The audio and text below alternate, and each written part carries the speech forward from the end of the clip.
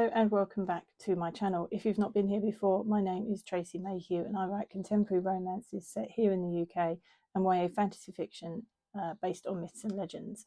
My current work in progress is Rivers of Blood and Fire, which is the third and final book in my Viking Saga trilogy.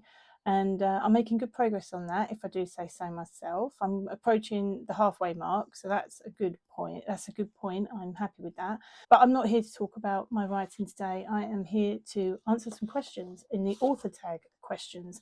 I've seen this tag on other YouTubers' channels. I've seen it on Kristen Martin's channel, and I've also seen it on Vivian Reese's channel. I mean, admittedly, I am about 10 years too late for this tag, but still, I thought it would be fun to try and, do it again, maybe resurrect it a little bit. No one ever said I was early to any party, so...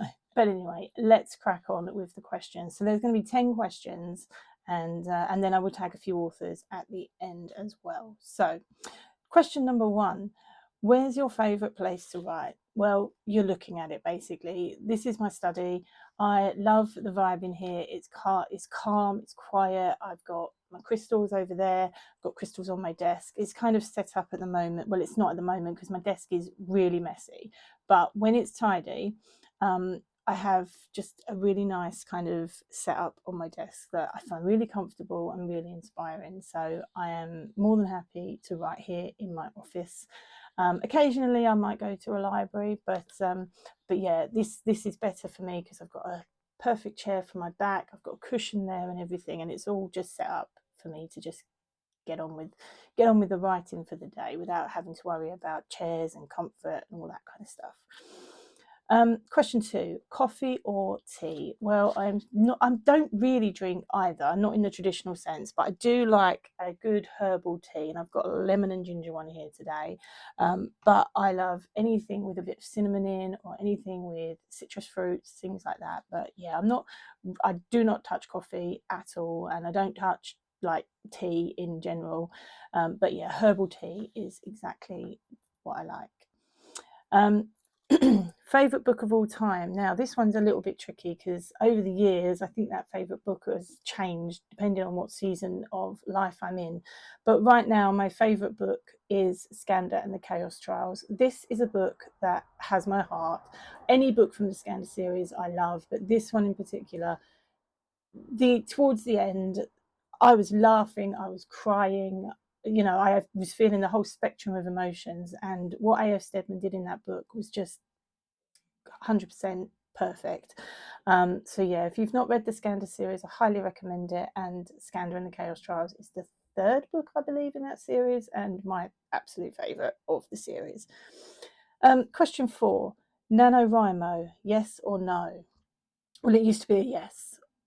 But for obvious reasons now that I won't go into, it is a no. I'm finding other places to do my November writing challenge, and in fact there are lots of authors on YouTube that are doing challenges throughout the month, so it's not just limited to November anymore. So for me it's a no for Nano. Number 5, genre you would write in if you had no restrictions. Well, I really like cozy mysteries, crime, things like that. Not the hard gritty crime, but the cozy stuff. And I think if I had no restrictions and if I had all the time in the world, I would learn how to write a nice cozy mystery. That is on my to-do list, but it's way in the future. I think it's not something that I can do this year or next. I have other commitments to other series that I need to finish up. So but yeah, cozy mystery would be definitely a genre I would be interested in having a go at if I had no restrictions. If I could have any superpower, what would it be? For me personally, I would have the superpower to get the editing done quicker.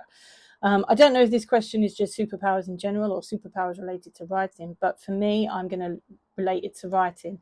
And for me, I would really love to make the editing process just a little bit quicker for myself. It's not always... I don't mind starting the editing process, but then it gets to a certain point in it and I really feel like I'm dragging my heels. I'm really, tired and just want to get the book published. So if I had any superpowers, it would be to hasten that process up a little bit. Number 7, favourite author. I can't narrow it down. I've tried. I was thinking about this. I've been thinking about this question, and it's just really hard for me to narrow it down. So I've narrowed it down to about five authors. So they are Giles Christian. He writes historical fiction, Viking historical fiction, and Arthurian historical fiction. So that's right up my alley. Kevin Sands and A.F. Stedman, they write YA, kind of like fantasy mystery type things. Kevin Sands writes YA mysteries set in historical times, and A.F. Stedman writes fantasy. Patricia Bracewell, she's got a series about Emma of Normandy. It is brilliant. If you've not read it, I highly recommend it, especially if you're into historical fictions with a bit of a Viking edge. Yeah, perfect. I love it.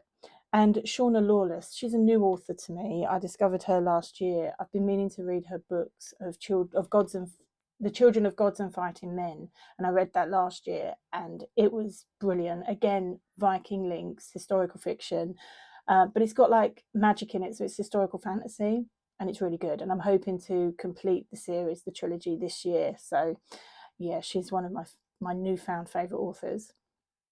Number 8.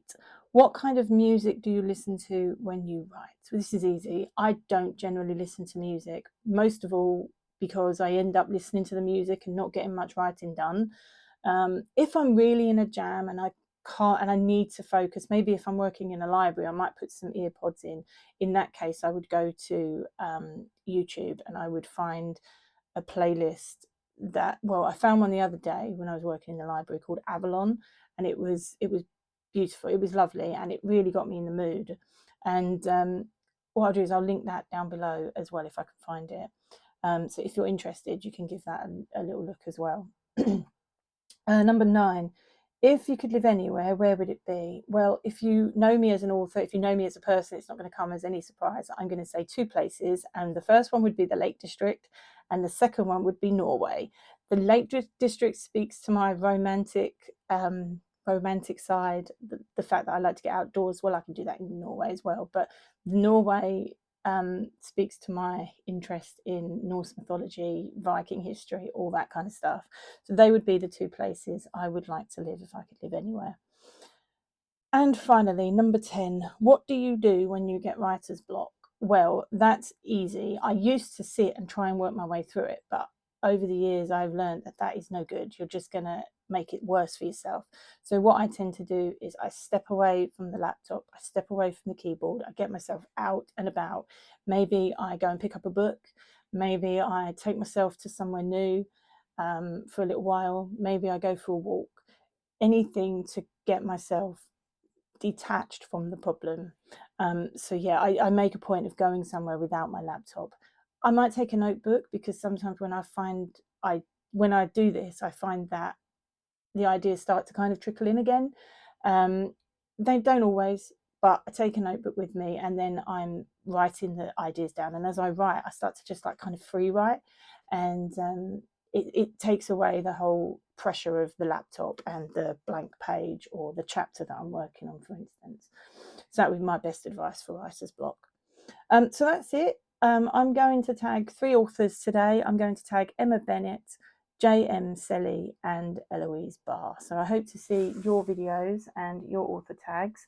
But until then, I will leave links to those 3 channels down below in case you want to check those out. They're brilliant channels to go and watch.